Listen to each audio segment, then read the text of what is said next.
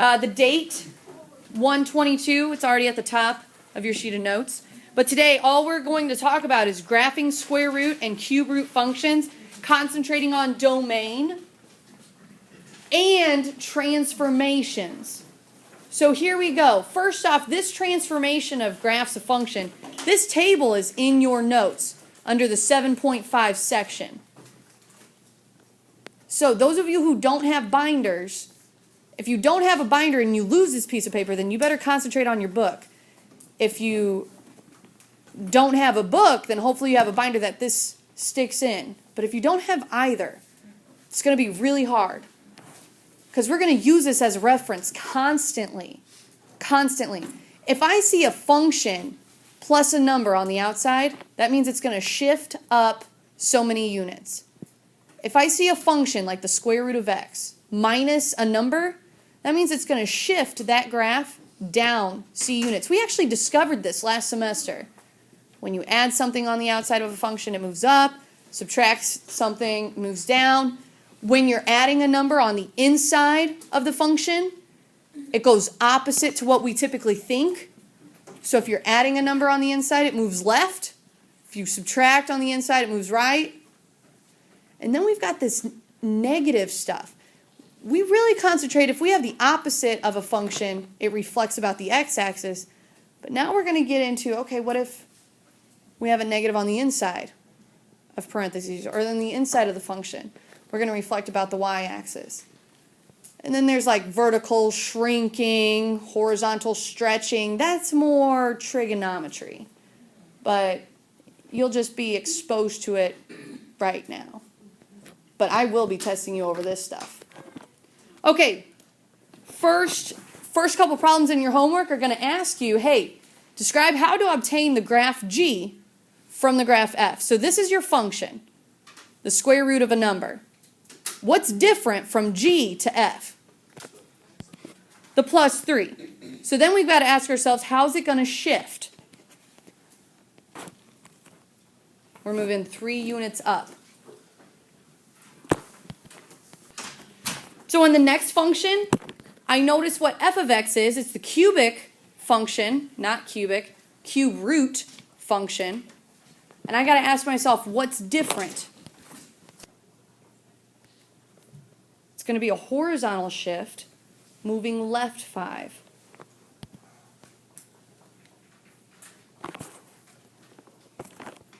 So now I need to recognize what's going on. This original function is the square root of x.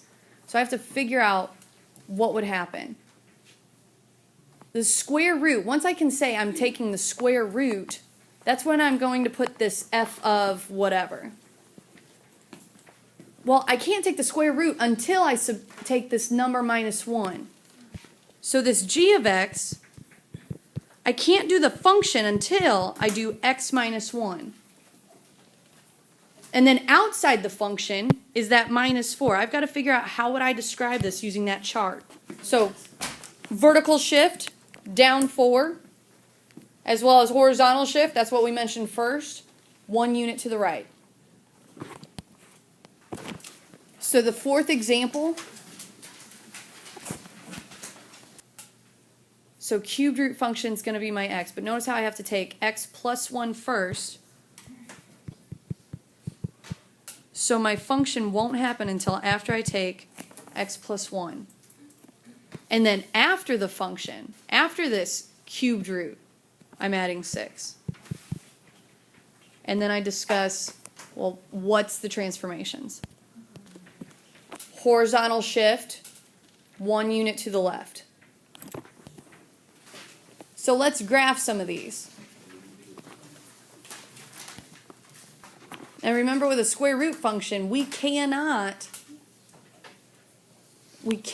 have negative numbers. Cannot plug in negative numbers. That's what I should say. You can't plug in negative numbers. So I'm only going to plug in 0 and positive numbers. So 0, 1, and 4 will work nice. Wait a second. That's not the outputs. Ironically, when I plug 0 in, square root of 0 is 0, but times 4 is 0. Okay. But square root of 1 is 1, times 4 is 4. Square root of 4 is 2, but times 4.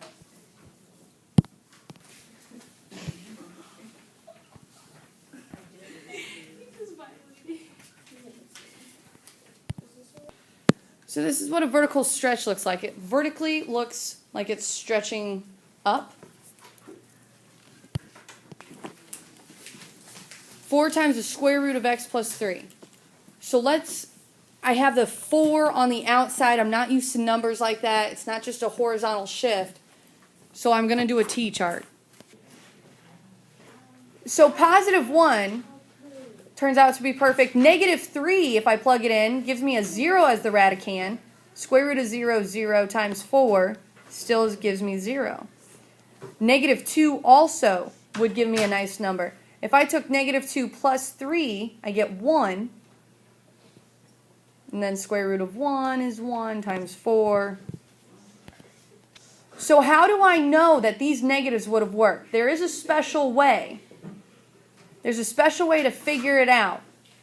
This radicand has to be bigger than or equal to 0. This is what I stress when I talk about domain. X plus 3 needs to be bigger than or equal to 0. So if I solve this, I'm going to pick numbers that are bigger than or equal to negative 3. Those are the numbers that are going to work. And then I can definitely figure out what my half an arm looks like. I want 4 times the square root of x minus 5. Again, I've got a number in front of the square root. Let's talk a little bit about domain. Numbers I can plug in, this radicand has to be bigger than or equal to 0. Since there's only x as the radicand, I'm going to plug in numbers that are just bigger than or equal to 0. I can plug in regular integers that I've been dealing with.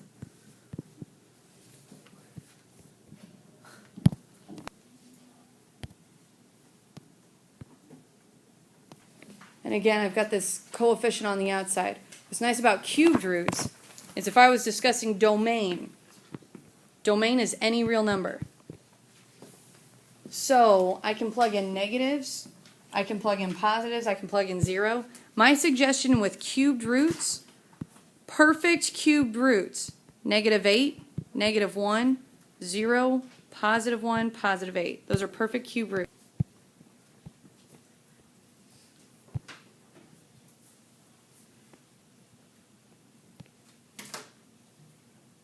Negative 1, negative 3 is going to be in the middle of a box. So just make a note of that.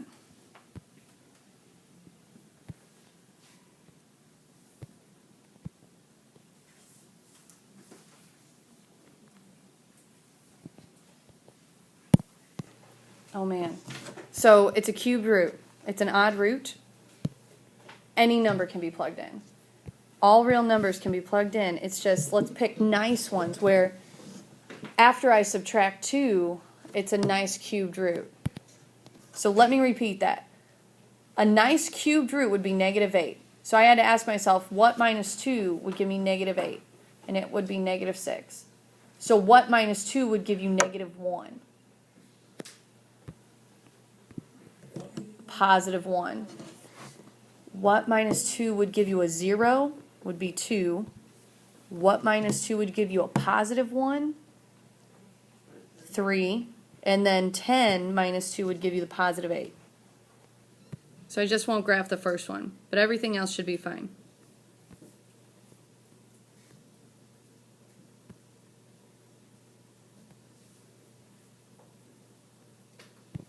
And I know the shape should look something like this. Last graph. So I notice the cubed root. I'm going to get about 5, domain.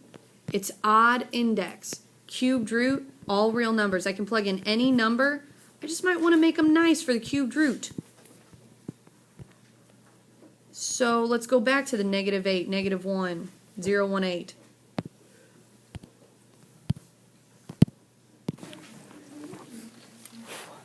Okay, now let's practice domain. We're going to just constantly practice domain. Next page. Looking back at our graphs for this, Problem 11 dealt with, problem 5. And we had a graph that looked something like this. We have to figure out domain. Did you write it down? Domain and range. Range means what kind of y coordinates are being put out there. What kind of y coordinates? So domain means what kind of x coordinates are being used. So if I look at this, looking at this graph, well, wait a second. Only here over the x coordinates are happening. So notice how I'm dealing with x. Domain deals with x. Maybe we need to get that down. Domain, x coordinates. And notice the x coordinates in that graph from that example before. The x coordinates were from 0 on. So the domain in this example, x is bigger than 0. That's domain. Now let's talk about range.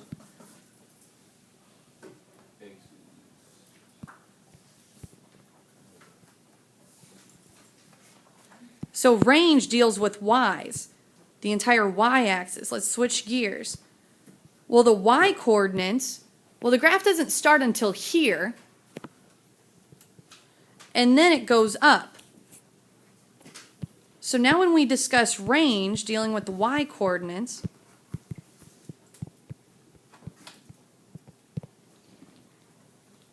how could I represent, well, y starts, I guess, at 0 and then goes up from there.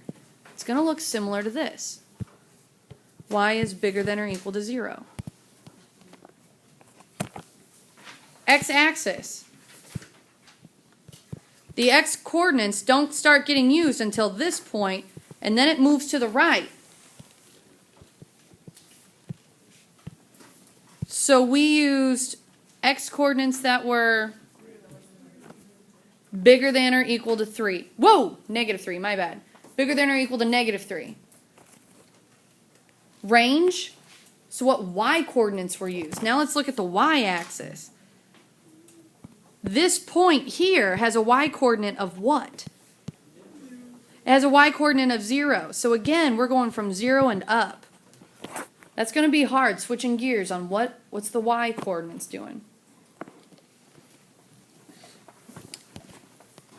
So in this graph, x coordinates, the leftmost x coordinate doesn't start till here. Well, and the x coordinate is again 0, and then it moves to the right. So again, domain, x is bigger than or equal to 0.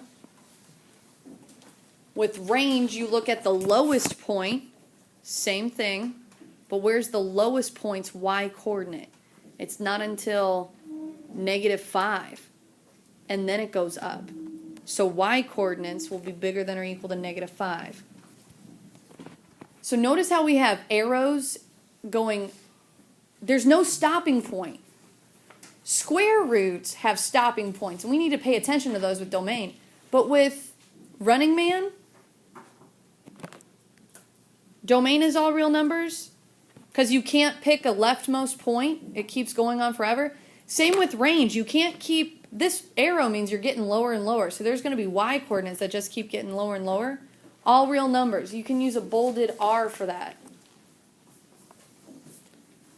But with cubed roots, all real numbers for domain and all real numbers for range.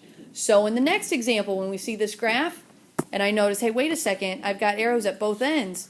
I can't pick a leftmost point. So domain, all real numbers. And I can't pick a bottom point because this arrow is just going to get more and more low. All real numbers.